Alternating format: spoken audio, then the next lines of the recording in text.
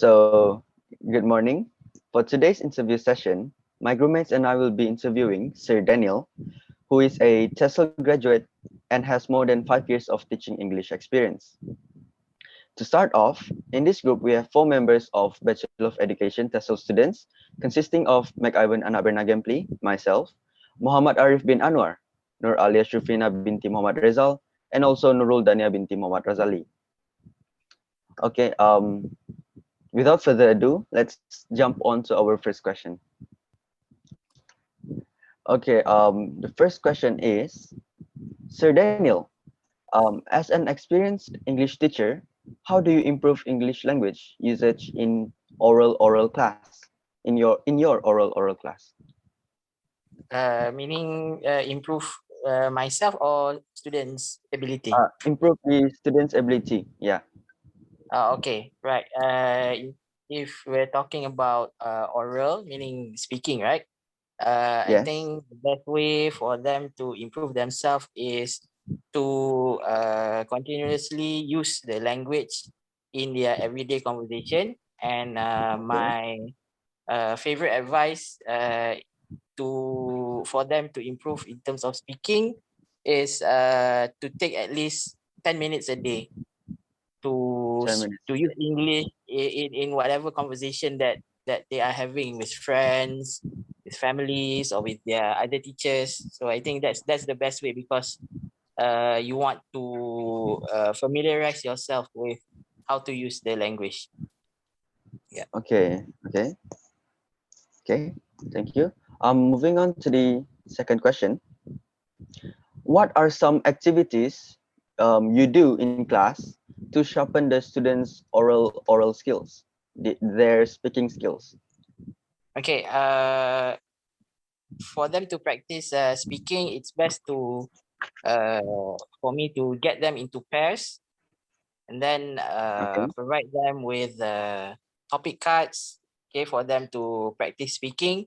The best method, I think, the type of speaking cards that we can use is from past years speaking exams. For example, like we have PT3, and then in my school we are also taking IGCSE, which also has speaking exam. So their topic cards are quite useful for the students to practice speaking with pairs. They take turns, okay, and talk. And the topics are also not very difficult and related to everyday life. Okay. So basically, use topic cards to help them practice their speaking. Yes. Yes, because if we just let them do free talk, sometimes certain students who have like low ability may not be able to come up with topics, or may not come up with suitable things to talk about. Okay. Understand. Thank you Right. so much. And moving on to the third question, based on your experience and as a TESOL graduate, how do you approach students with low proficiency in your oral English class?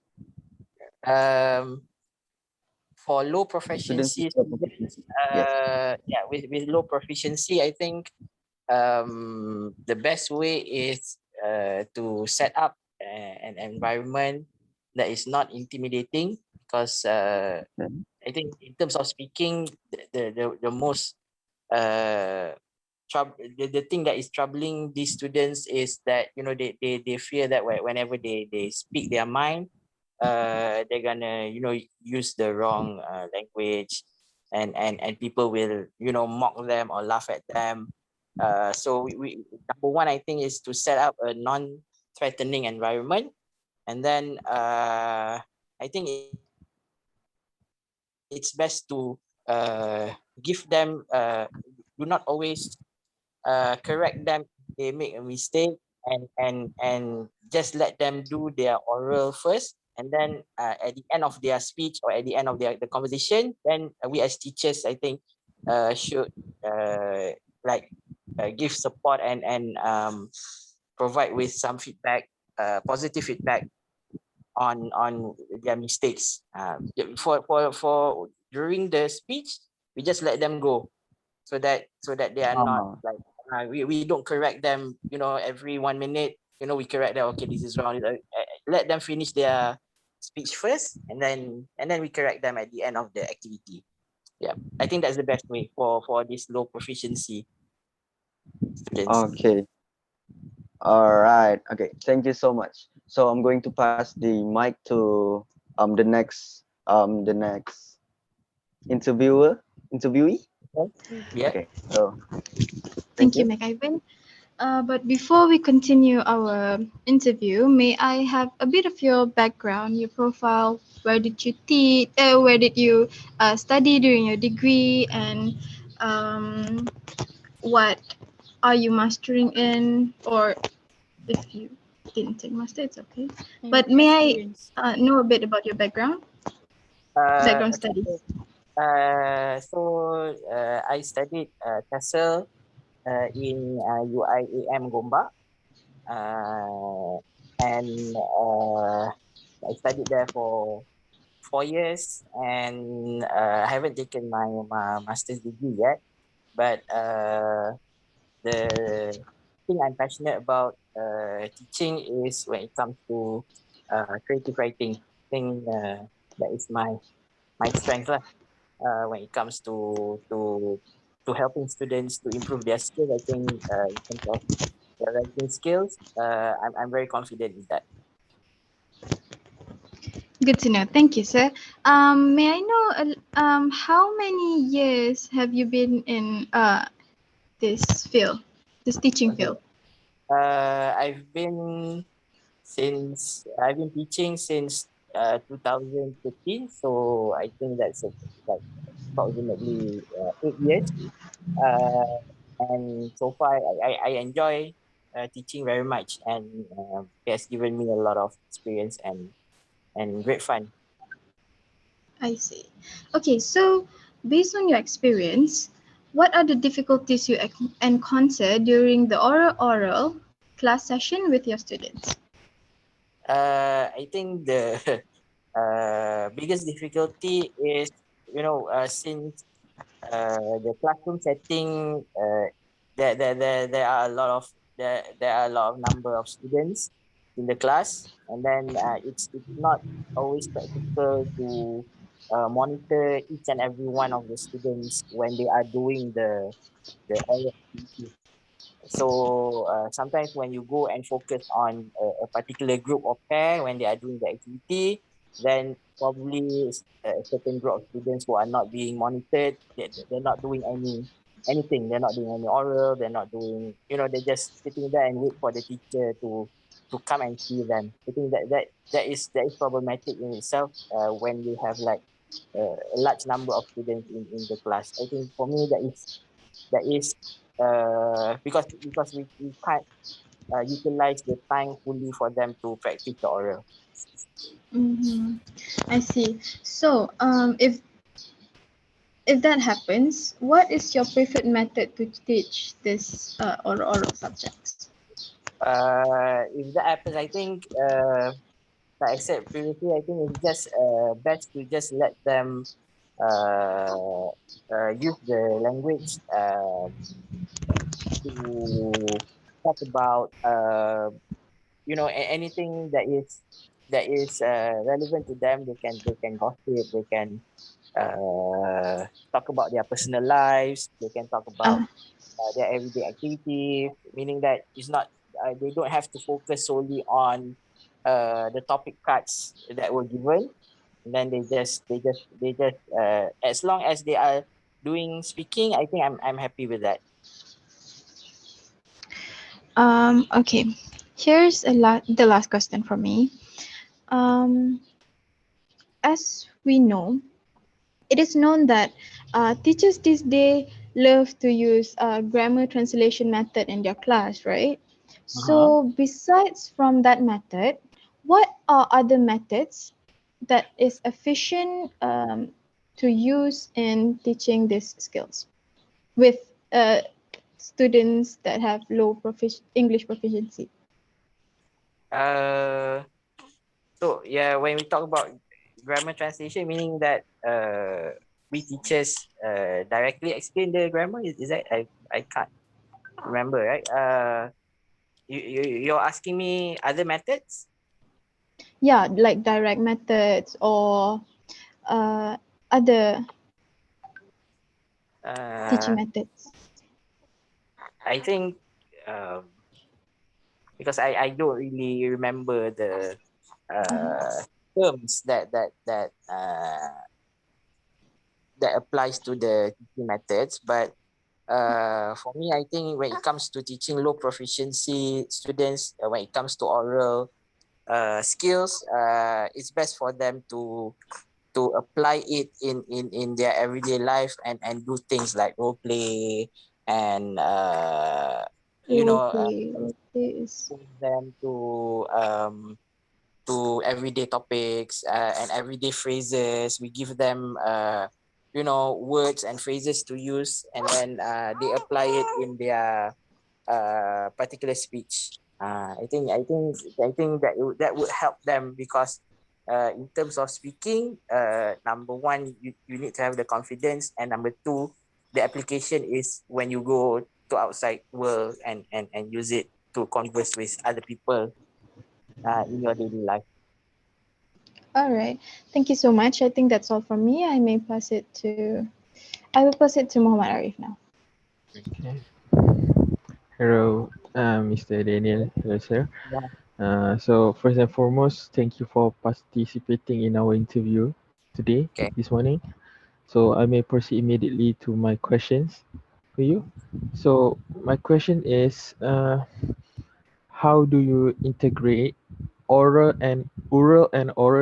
skills activities using technology? Okay. When it comes to using technology,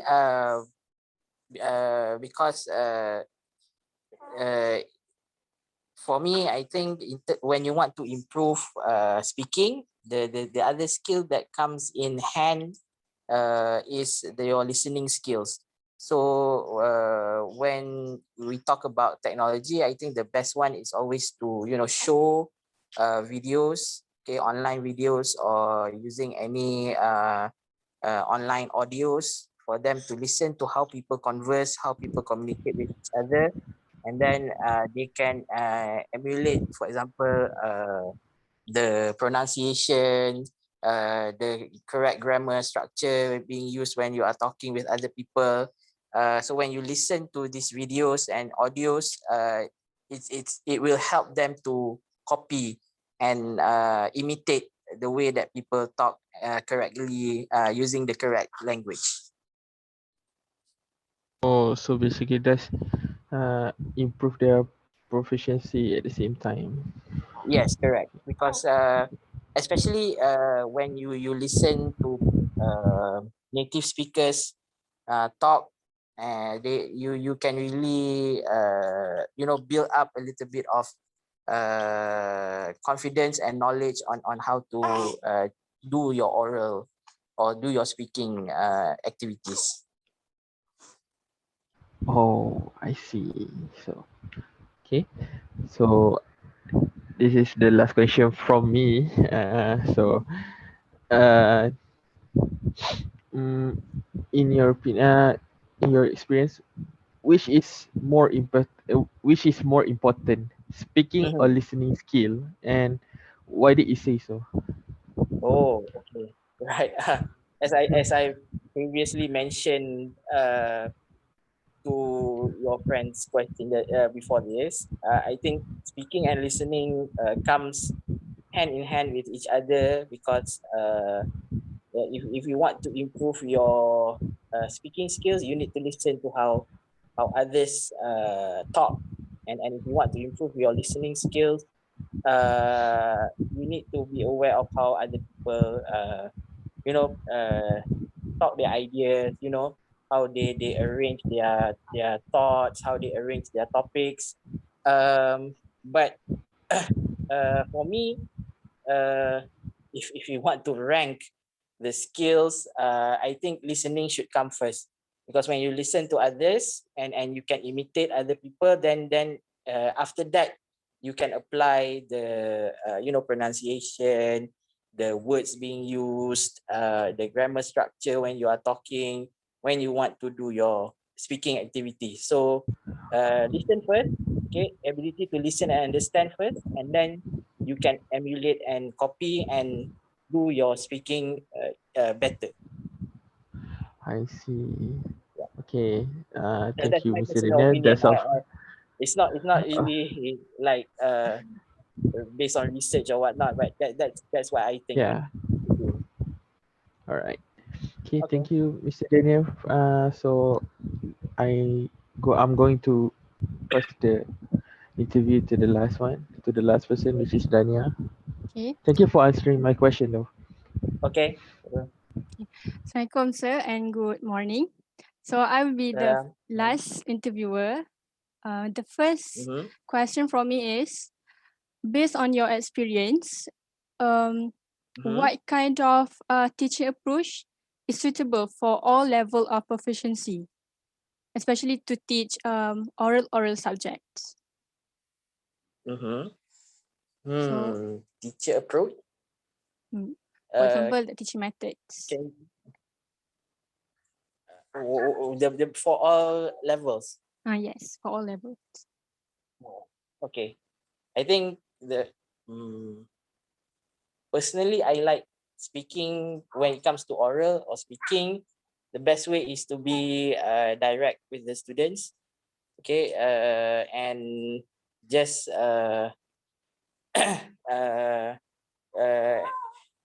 teachers become as the scaffold, as the support, because as I mentioned before, you let the students do the activity, and then you at the end of the teachers at the end of the day have to provide some sort of comments, positive comments, positive feedback in terms of how they can improve in terms of their speaking, because speaking is very difficult to maintain in terms of proficiency if you don't practice. And how should I say this, even as a native speaker, or even as a professional English teacher, it's speaking is not really, it's really hard to keep track on how to your grammar, your vocab.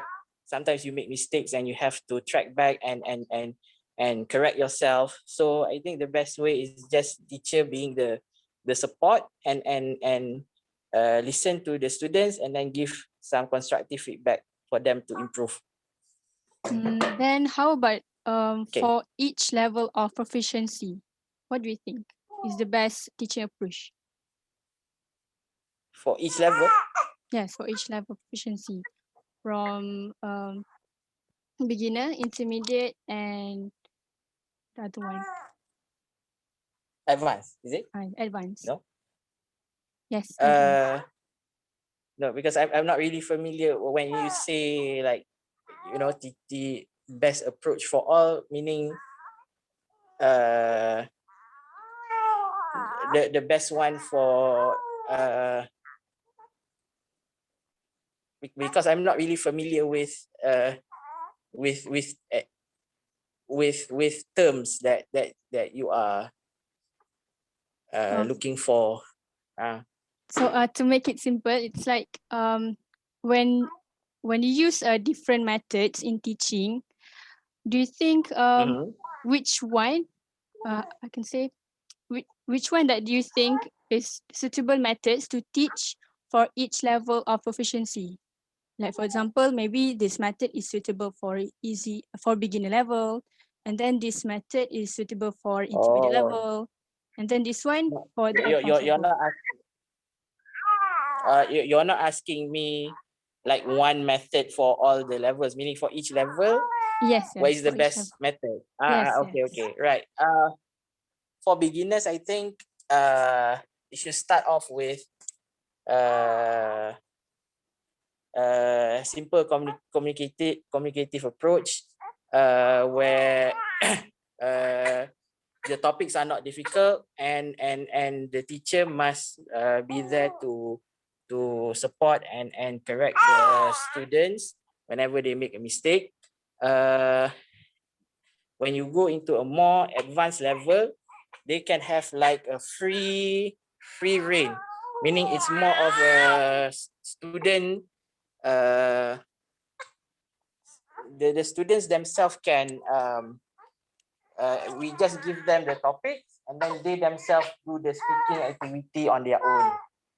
I think, and then they just do the presentation and then we just monitor and give comments at the back. But for the weaker students, we really need to like have a more personal one-on-one session with them so that they build their confidence and their speaking abilities. So what you mean is like for the beginner level, we just need to improve their basic skills in speaking or maybe listening skills, isn't it? Yeah. Yeah. Yes. For beginner level, they should like know how to start a conversation and do the speaking activities. Meaning, how should you, for example, like how should you start your oral step by step like that. But for more advanced students, I think we can just simply just give like a topic and then they themselves can straight away start to brainstorm the ideas and present the the topics in front of the class or in front of the teacher. But for beginner level, we really have to like give them some sort of like a handout with the structure, with the phrases that they can use when they want to do the speaking activity. Okay, see. Okay, and the next question is, since we are already used with technology applications, games to make the students feel easy to learn English, especially. So do you have any suggestions on suitable applications or websites to be suggested to the students to improve their oral skills?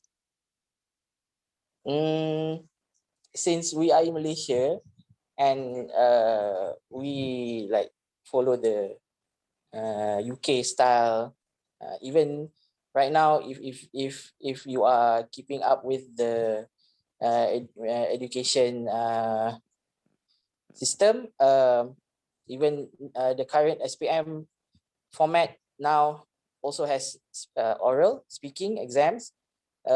So the best website. I'm not gonna say website lah. The best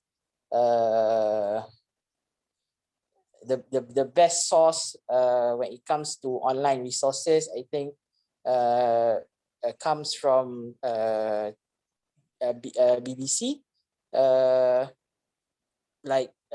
On YouTube, you can watch, like BBC provides a lot of different audios and topic. As I said, you have to listen to how other people talk, right? So BBC has a lot of different audios and it's already structured to different levels of learners. So my recommendation would be BBC. And when it comes to apps, I'm not sure. I think recording apps would be great if you can, like, if the students are doing like solo practices, they can record themselves and then play back their speech and see how they do in terms of speaking themselves. So based on what you said, the most efficient source that we can refer on to learn oral skills is BBC. So how about games or other applications? Is it not good for the students to learn English? Games and because I haven't really used games that much when it comes to speaking, but if like paper games, then maybe yes. For example, like we throw them in a situation they have to discuss in the group and whatnot, then I've use that. But if we're talking about like, you know, video games or games being used on mobile phones or on the laptop or on the PC, I'm not really sure how any game can relate to improve your oral capabilities. But I think if you're playing like online games, when you communicate with, you know, people from around the world, for me, that's a win in terms of them practicing or applying the speaking skills in order to communicate with other people. Yeah. I don't have anything specific lah in terms of games or apps that can improve or like practice your oral. But generally, when you communicate with other people from around the world, then that's considered as, for me, that's considered as practicing. I see. So as you have already know, I think even if when you are in a study period, when you are studying in UIA, I think you already know that in Malaysia, we usually encounter students with spelling problems. Sometimes they are confused whether to use English words in what way, because maybe it's because of our first language. So some of students tend to generalize the pronunciation, the spelling. So what can you recommend to improve the students' oral skills? Yeah, I think when it comes to like pronunciation issues, you know, using the words wrongly, it starts from because they are so used to, like I said, when it comes to speaking, what you listen is what you will use when you speak with other people. So the main problem is that when they like, for example, maybe watch television, or teachers at schools when they were in primary level, or when they are at kindergarten level, their teachers are using the wrong pronunciation, and it becomes like a sort of uh, it becomes like permanent in their system, and it's most of the time it's quite difficult for them to change. For example, I think what's the most common, for example, like the word country, right? We can still hear a lot of Malaysians students pronouncing it as country. So it comes from it's not their fault entirely. It comes from, you know, probably they heard it, their parents use it that way. So your question was how to help them? Is that Yes, it? yes. Your recommendations on How to how to tackle this improve issue, their right? oral skills. Uh, then the best way is for us teachers to expose to them lah. Now we have like internet and all that.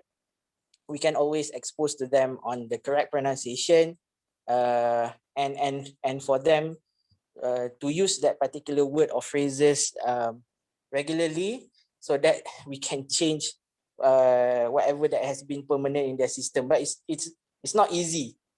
Okay, it's not easy, and I think for words like, for example, just now country, I think whenever they use it wrongly, it's okay for the teachers to just say, okay, this is wrong. Okay, just pronounce it correctly. Exposing them to the correct way should be the first method for us to correct this issue, using videos or you know, opening dictionaries, audio dictionaries for them to use, and a lot of things that can be shown to them, so that they believe that this is the correct one. Okay, I see. So I think that is all the questions from us. So Duan, do you want to do the closing? So should I? Excuse me, what? So do you want to do closing, or you want me to close the Ah, thing? if you wanted to go for it, then yeah, go for it. So I think that's all from us. Thank you, Mr. Daniel, for helping us in this interview. Okay. And yeah. Thank you Hopefully, so much for your time. okay, no problem. Hopefully, my response is relevant lah to whatever you're looking for, because It really is relevant, yeah. Relevant, yeah, very. because when we go into when we go into teaching, we don't really like remember Terms and all. Remember the terms of terms, the yeah. class, but when you go into practical later, you know, you will realize that, okay, this is the way that we should do it. This is the way that I think is the best method, because not all teachers are the same, uh, and not all students are the same. So you have to balance it out, and inshallah, you know, you will find what is best for you. Yeah. Hopefully, from my experience, that is what my response are lah for you guys. Okay. Okay. Alright. So thank you so much for your time, and yeah, that should conclude our interview for today. Okay. Okay, Welcome. thank you, sir, and have a good day. Thank you. Have a nice day, sir. Okay. Take care. Bye. Alright. Bye, Bye. sir.